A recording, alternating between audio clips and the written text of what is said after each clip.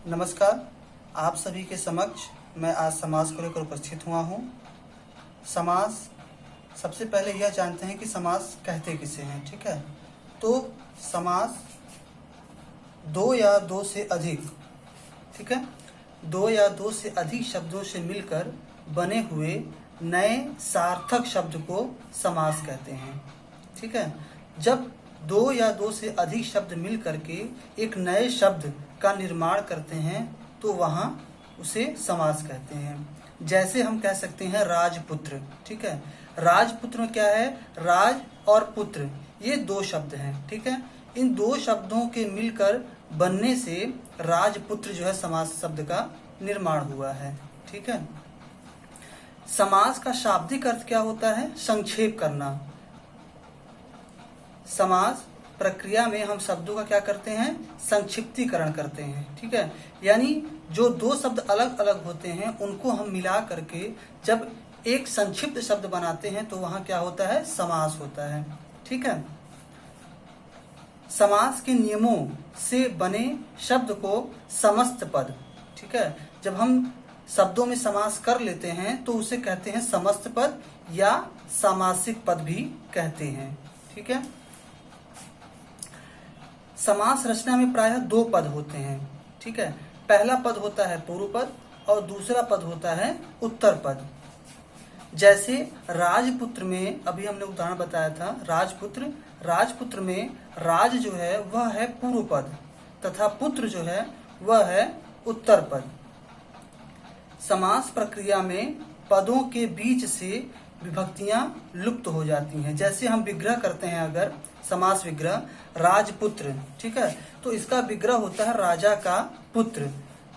राजपुत्र में जो का विभक्ति है, का विभक्ति, इस विभक्ति क्या होता है, यह लुप्त हो जाती है, इसका लोप हो जाता है। यानी जब शब्दों में समास होता है तो उनके बीच जो विभक्ति होती है उस विभक्ति का लोप हो जाता है। समास जो होते हैं कुल 6 प्रकार के होते हैं। सबसे पहले तत्पुरुष समास, फिर अव्ययी भाव समास, कर्मधारय समास, बहुव्रीहि समास, द्विगु समास और द्वंद्व समास।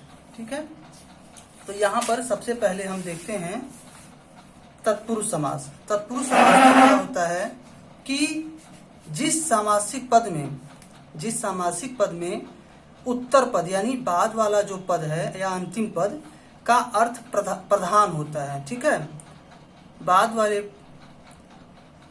जो पद होता है वह क्या होता है, प्रधान होता है तथा दोनों पदों के बीच का कारक चिन्ह का लोप हो जाता है। ठीक है, कारक चिन्ह के लोप के बारे में बताया भी हमने कि कैसे जो है जब समास हम निर्माण करते हैं, ठीक है,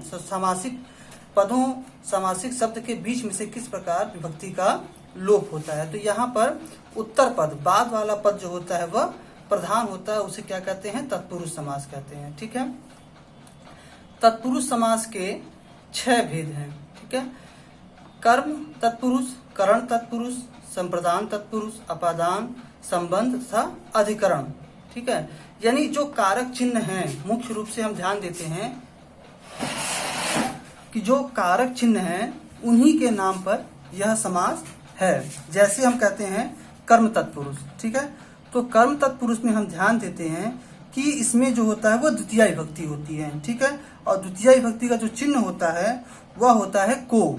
हम देखते हैं कि जितने उदाहरण यहाँ पे दिए हुए हैं उन सभी में जब हम समासिक शब्द का, यह जो समस्त पद है या सामासिक पद है, इसका जब विग्रह करते हैं तो यहाँ पे को चिन्ह जो है वह हमें दिखता है।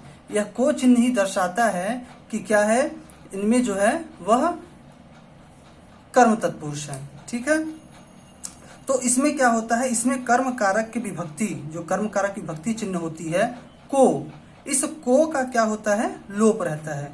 जैसे उदाहरण के तौर पे देख सकते हैं गगन चुंबी, गगन को चूमने वाला। ठीक है, यश प्राप्त, यश को प्राप्त, जब विग्रह करते हैं तो इसमें अपने आप जो है वह को आता है। चिड़ी मार, चिड़िया को मारने वाला। ग्रामगत, ग्राम को गया हुआ। रथ चालक, रथ को चलाने वाला। जेब कतरा, जेब को काटने वाला। यह जो चिन्ह है यह हमको बता रहा है कि यहाँ पर कर्म तत्पुरुष है। ठीक है, क्योंकि जब विग्रह करते हैं तो को चिन्ह आता है। ठीक ठीक, अब आते हैं अगला जो है वो है करण तत्पुरुष। ठीक, करण तत्पुरुष में क्या है कि इसमें करण कारक की विभक्ति चिन्ह से या के द्वारा, ठीक है, कारक चिन्ह में आप लोगों ने ध्यान दिया होगा कि जो करण कारक का चिन्ह होता है वही चिन्ह से या के द्वारा का इसमें लोप होता है। कैसे, देखिए एक उदाहरण देखते हैं, करुणापूर्ण। ठीक है, इसका जब विग्रह करते हैं तो होता है करुणा से पूर्ण।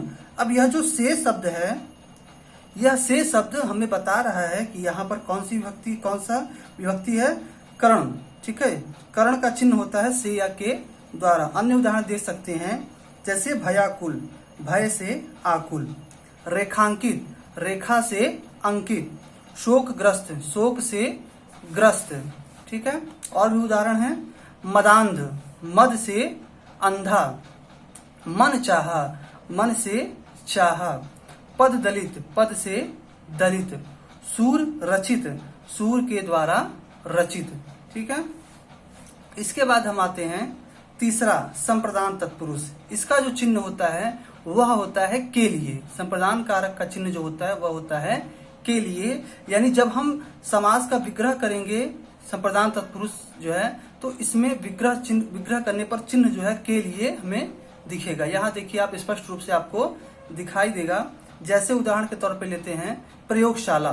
ठीक है, तो प्रयोग के लिए शाला, स्नान घर, स्नान के लिए घर, यज्ञशाला, यज्ञ के लिए शाला, गौशाला, गौ के लिए शाला, देशभक्ति, देश के लिए भक्ति, डाक गाड़ी, डाक के लिए गाड़ी, परीक्षा भवन, परीक्षा के लिए भवन, हथकड़ी, हाथ के लिए कड़ी। हमारा यह प्रयास है कि इसमें हमने अधिकतर ऐसे ही उदाहरण रखे हैं जो आपके गत परीक्षाओं में पूछे गए हैं। ठीक है, अब आगे आते हैं अपादान तत्पुरुष। अपादान कारक का जो चिन्ह होता है वह होता है से। ठीक है, और इसमें जो हमें अर्थ दिखता है वह दिखता है अलगाव। यह हमें अलगाव का अर्थ दिखाता है। इसमें अपादान कारक की विभक्ति चिन्ह से का लोप रहता है। ठीक है, जैसे देखते हैं उदाहरण के तौर पे धनहीन, जब इसका हम विग्रह करते हैं तो होता है धन से हीन। यहाँ हमें से चिन्ह दिख रहा है। ठीक है, पथ भ्रष्ट, पथ से भ्रष्ट, यानी यहाँ पे अलगाव दिखेगा आपको। ठीक है, जो उस पथ से क्या हो गया हो, भ्रष्ट हो गया हो। ठीक है, पदच्युत, पद से च्युत, च्युत मतलब होता है निकाला या हटाया गया, तो उस पद से क्या हुआ, उसे अलग किया गया। ठीक है।